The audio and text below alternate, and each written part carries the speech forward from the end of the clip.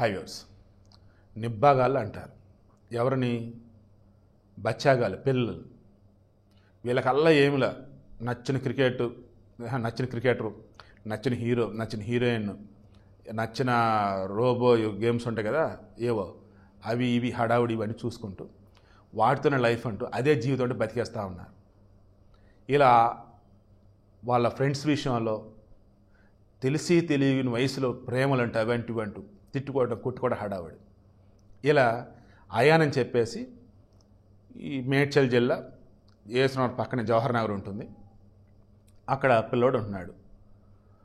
10th class అయిపోయింది. మన సైనిక్పూర్ ఏదో క్యాటరింగ్ ఏదో ఉంటే ఖాళీగా ఉంటుంది, క్యాటరింగ్ అది వెళ్తున్నాడు అంట. అతను ఫోన్ వచ్చింది.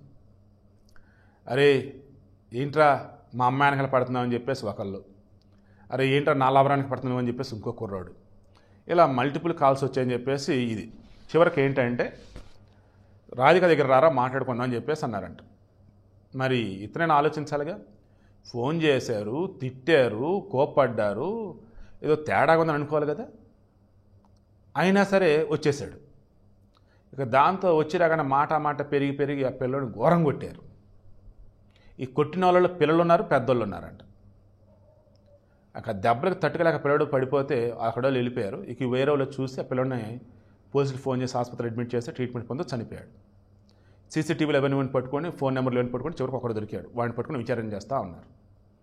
10వ తరగతి అయిపోయిన పిల్లలేంటి, వీళ్ళకి ప్రేమలేంటి, అమ్మాయిలకు ఫోన్లు చేసి ఇబ్బంది పెడతాం ఏంటి? ఎంత దారుణం అండి అసలు.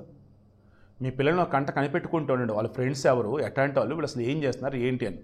అండ్ పిల్లలకి దయచేసి ఫోన్లు అలవాటు చేయకండి. కరోనా సమయం అయిపోయింది కదా, ఇప్పుడు కూడా అవసరం ఫోన్లో వాళ్ళకి.